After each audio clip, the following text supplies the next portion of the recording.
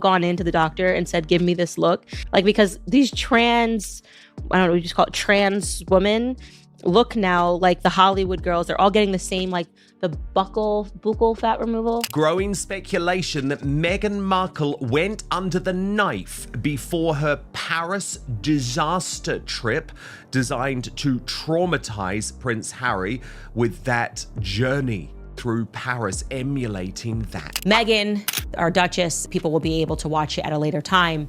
But by the way, her and Prince Harry, who always seem to snap into these weird royal roles. Meghan Markle. Has she gone under the knife? Let's start by looking at her from the age of 17 to today at the age of 38. Are you seeing any obvious changes here?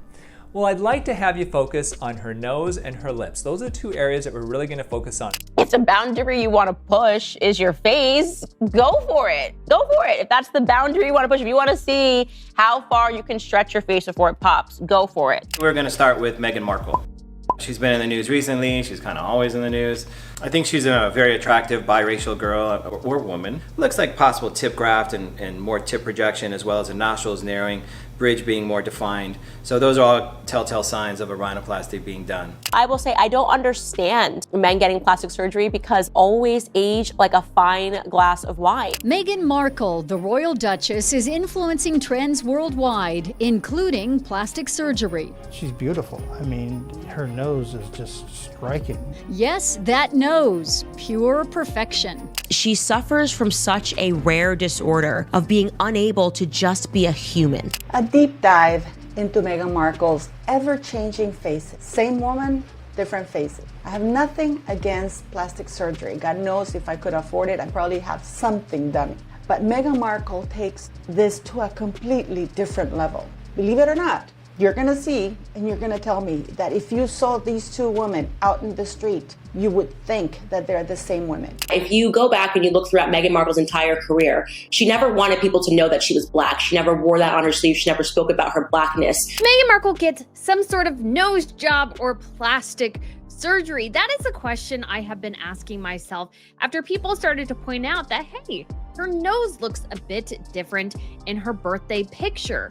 And not to mention the fact we really haven't seen her in a month. Stop right here. This was never about beauty. It never was. If it were about beauty, this story would have ended years ago. When Candace Owens spoke about Meghan Markle, she didn't count procedures or argue over cheekbones. She did something far more uncomfortable. She questioned the timing. She questioned the pattern. And she asked why reinvention always seems to arrive right after pressure. That's why this topic refuses to disappear. I do believe that Meghan Markle did have a conservative rhinoplasty surgery. Now, this nose job did a lot for Meghan Markle. What it did was it brought focus back to her gorgeous eyes and her beautiful smile. A nose really can't make you beautiful because she was already beautiful. This just put the focus back on her other gorgeous features. Make it end. Make it end. What is this? People didn't wake up one morning angry about cosmetic work. Hollywood is full of it. What people started noticing was something else. A rhythm, a cycle. Disappear, silence, return, a sharper look, a different face, a new explanation. Then repeat. Listen closely. This is where everything changes. Because once the public senses a pattern, the face stops being just a face. It becomes evidence, not of vanity, but of control. Control over narrative. Control over criticism. Control over perception. I'm still shocked by Meghan Markle's transformation. Not sure if she had surgery or what. Her chin definitely looks enhanced. You know, so it's kind of like it's an obsession with this woman. The same thing for the marriage. Remember when she said that she didn't know anything about the royals, and yet she did an interview way back when she was criticizing Catherine's wedding, saying, oh, that was a big thing, that she didn't need that woman didn't need that spectacle, and blah, blah, blah. And they no longer have a healthy relationship with their own faces. Like they think that every wrinkle matters. It doesn't. People look normal. Candace gave language to what many already felt but couldn't quite explain. You can't preach authenticity while constantly editing yourself out of discomfort. You can't sell empowerment and then vanish every time the image cracks. This isn't judgment, it's sequence. Most people missed it at first, but not you. You felt the disconnect before the headlines caught up. You noticed how the changes lined up with backlash. How reinvention followed controversy like clockwork. And here's the question no one can answer yet. You can see that Meghan has a great curl to her hair. She has a youthful infrabrow fullness. She has a flatter nasal bridge, a broad nasal base, and some tip bulbosity. If the image keeps changing to escape pressure, what happens when the pressure doesn't go away? To understand why trust began to fracture, we have to rewind. Back before the fame, back before the messaging, back to the face that existed before the image needed protecting. Go back before the spotlight, before the speeches, before the branding. Early photos of Meghan Markle show a face that looks unfinished in the way youth usually is. Softer lines, a broader nasal base, a rounded tip, fullness beneath the brows that comes from age, not effort. Nothing sharp, nothing sculpted, nothing performing. Pause here. And I'm also going to tell you by the end of it what I think about those rumors that she may have had some Botox. Well, here she is at the age of 17, and here she is at the age of 25. And this is who I consider to be the natural young Meghan Markle, before she may have had anything done. And when you take a look at her nose, she has a very characteristic nose. She has a bit of a round tip to her nose, and she has a little bit of width to her nose, which is very consistent with her ethnicity. Also take a peek at her lips. She has nice full lips that anybody would die for. As a trained actress, what she does is that she studies people. She's not a good actress, but she is a trained one, right? She's been doing it her entire life. Most people never question this stage, but you did, because this part matters more than it seems. Surgeons often explain that rounded or bulbous nose tips aren't flaws. They're strong, functional, normal. In many cases, they even support better breathing. These are not features that need correction. They're simply anatomy. And yet, as the years move into the early 20s, something subtle begins. The hairline looks more controlled. The brows appear more shaped. The smile looks brighter, longer, more uniform. Dental work is often mentioned. Veneers, possibly. Not shocking, not unusual, but it marks a shift. This is where observation replaces assumption. Not accusation, direction. A move from natural growth to intentional polish. Meghan is her teeth. Pretty obvious. She probably did veneers and some work on her teeth. When you see younger pictures of her, she had teeth that had a lot of gaps in them, a little wider, a little smaller, and now she has this really bright, amazing smile.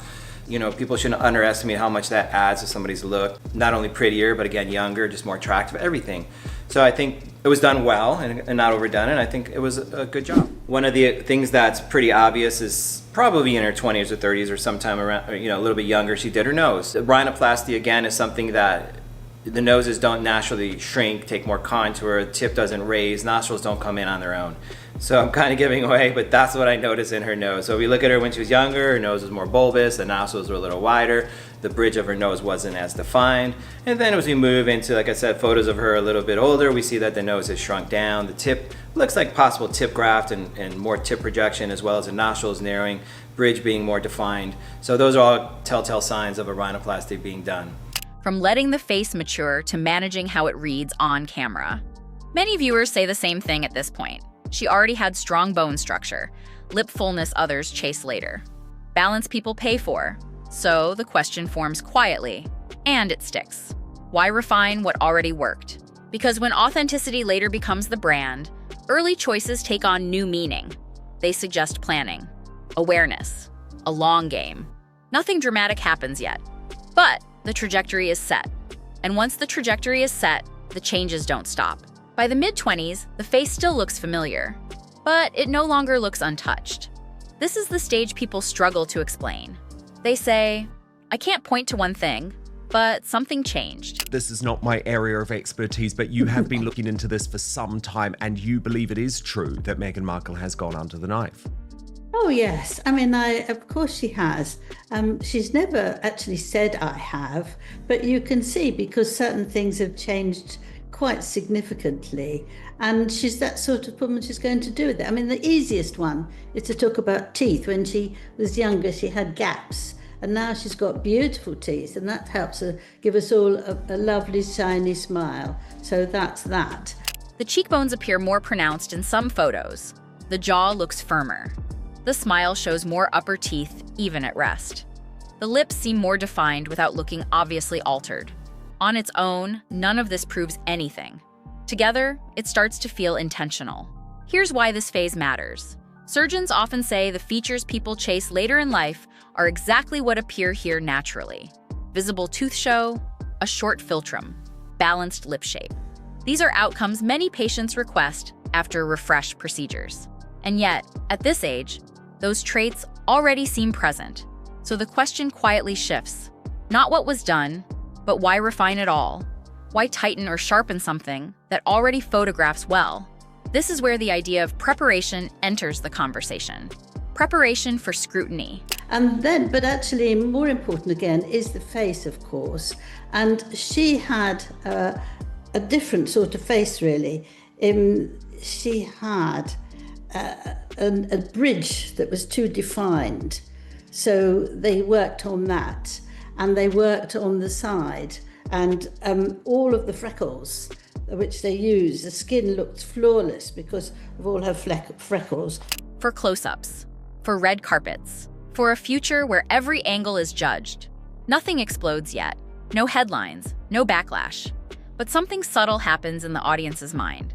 They stop seeing natural evolution and start seeing direction, because the changes no longer feel like time passing. They feel like steps. And the next step, when one feature alters the entire face, makes that direction impossible to ignore. By the early 30s, the conversation shifts. People stop saying, "She looks different," and start saying, "That feature isn't the same."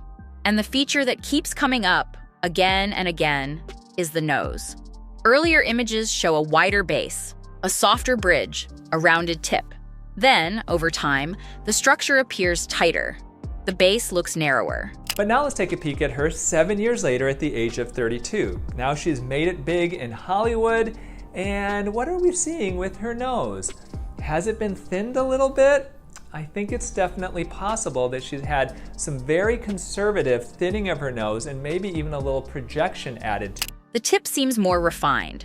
The profile looks straighter in side views, more streamlined, more controlled. This is where speculation stops being casual. Doctors often explain that changes like this don't usually come from makeup, lighting, or angles. To narrow a nasal base or refine a tip, cartilage has to be adjusted, shaped, secured. That's structural work. And when structure changes, it affects everything around it. Viewers begin noticing the space between the nose and the upper lip. They point out that the philtrum appears longer than before. Surgeons often say this can happen after nasal tip work. It's common enough that some patients later seek lip procedures just to rebalance proportions. That detail sticks because it suggests sequence. One change leading to another. One adjustment creating a new imbalance to correct. This is the moment many viewers describe as the turning point. Not because the face looks bad, but because it looks unfamiliar. Less organic, more designed. A broad nasal base and some tip bulbosity. Now the shape that we see on the outside when we look at someone's nose has to do with how their cartilages are shaped. The cartilages can have either a flat type of shape to them, they can be concave, or they can be convex. So when we see bulbosity, that means that those cartilages are in a convex position. Convex structures, such as various domes, have some built-in strength to them. So there are some advantages to this type of orientation. It allows us in many instances to actually breathe better. This is when a phrase starts appearing again and again in comments. She stopped looking like herself. Once that thought takes hold, it's hard to shake. And after this point, something else begins. Something far more suspicious than any single procedure.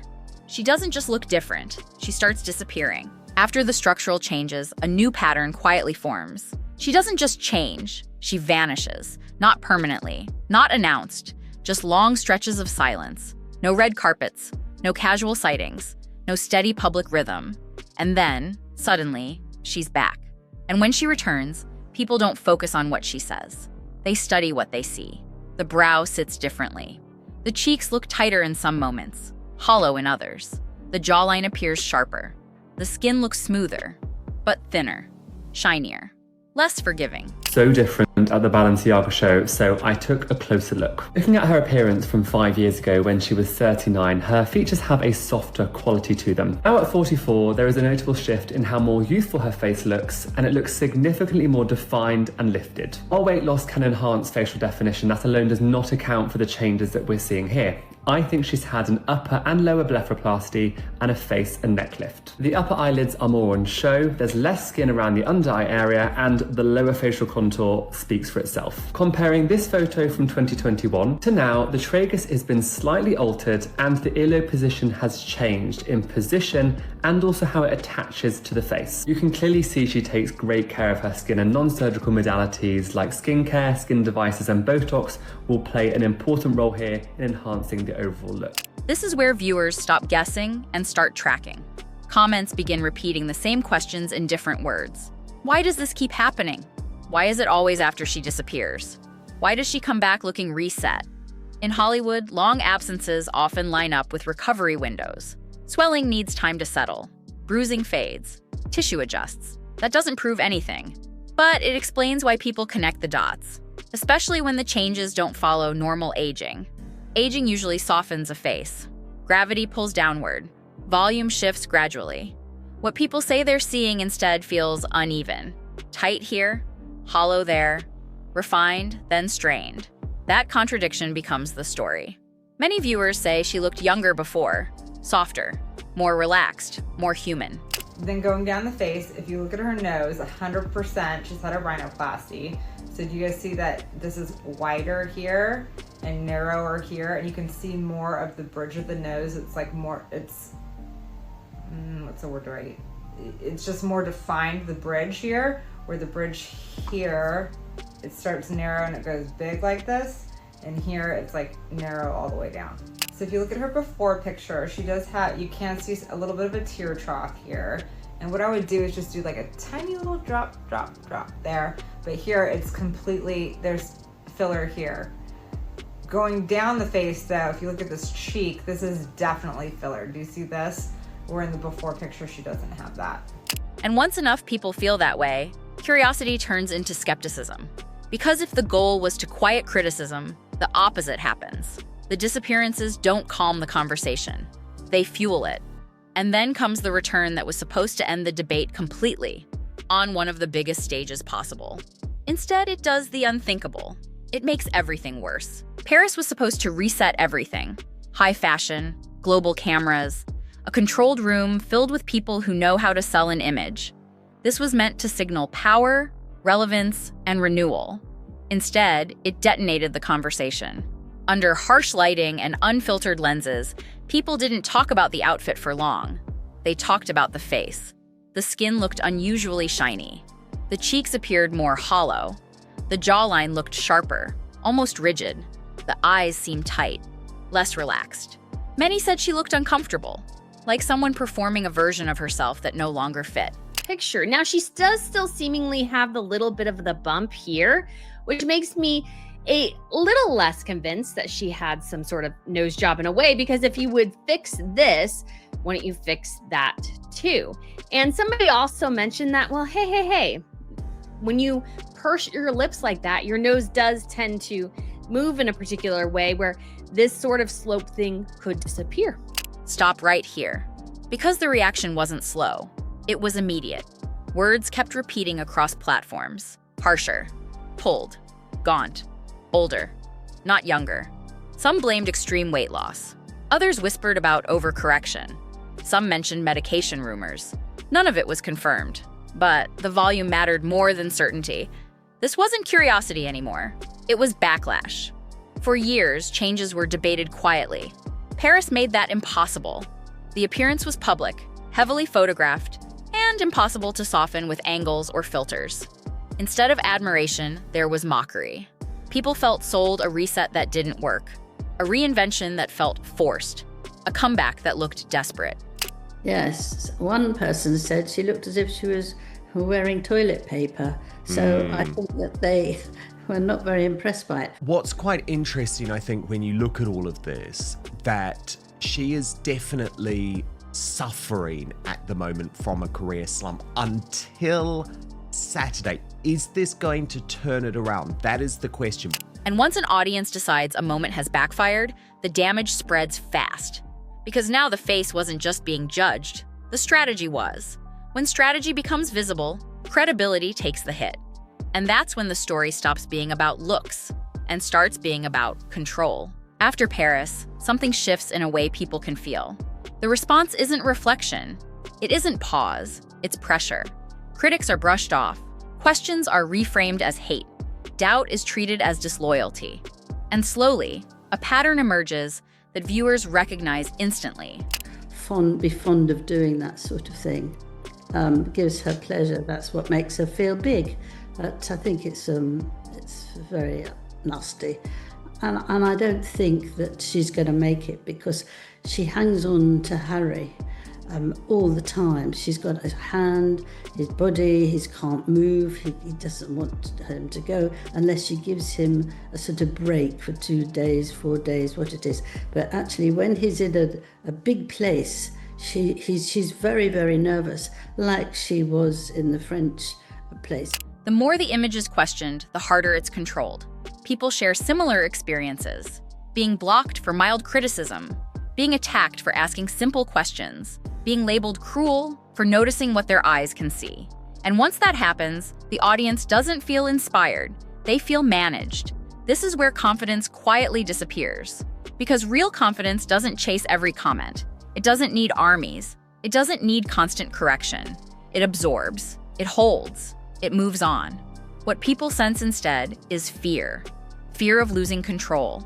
Fear that if the image slips for even a moment, the entire story collapses. At this stage, the face becomes symbolic, not of beauty or youth, but of effort, of constant adjustment, of someone trying to stay one step ahead of public opinion instead of facing it.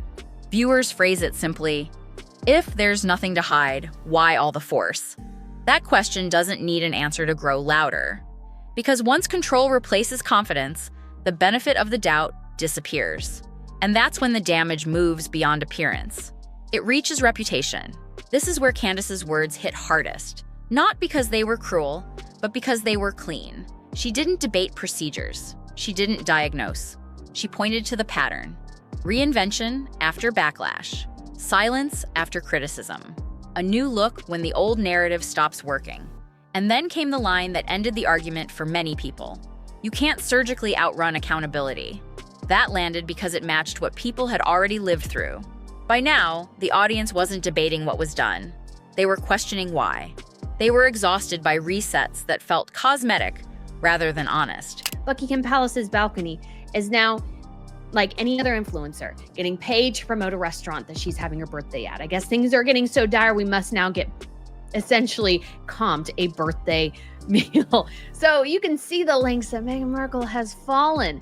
But when people started pointing out the nose situation, I'm like, oh yeah, her little slope here is kind of gone because her nose sort of upturned a bit. Here's the part no one can spin. If changing the face didn't stop the backlash, if disappearing didn't restore trust, if Paris didn't deliver redemption, then what's left? This is the wall reinvention hits. The moment when change stops looking like strength and starts looking like avoidance. And something dangerous happens here. People stop being angry. They become indifferent. And indifference is fatal to relevance. Here's the part no one likes to sit with. The issue was never plastic surgery. The issue was never aging. The issue was never beauty. It was alignment. When the outside keeps changing, but the story stays defensive, people feel manipulated. When authenticity is preached, but resets keep arriving on schedule, trust erodes. And once trust breaks, the audience rewrites the story themselves. They stop asking, what did she do? They start asking, why is she running? That's the dark center of this story. Not procedures, not rumors, not Paris. I think, well, we have heard so many people are terrified of her. I'm not terrified of her. I'm sure you're not terrified of her. But a lot of people are very terrified of her. And they think that actually she will get her way because she's powerful, she's got money, they think so anyway. And that she's got, no end of how ghastly she can be, like she's been with Diana. And I think that's all about it, actually, that people are just scared of her. But the fear of being seen without control. Because the one thing you can't edit, disappear from, or polish away is memory. People remember how you made them feel. They remember patterns. They remember being told to ignore what they could clearly see. And that leads to the final question, the one that sets up everything that comes next. If the image keeps changing and the reaction keeps getting worse, what happens when there's nothing left to change? That question is still open, and it's not going away. If you value calm analysis over noise, subscribe. This story keeps evolving, and we'll keep following it, carefully, fact by fact.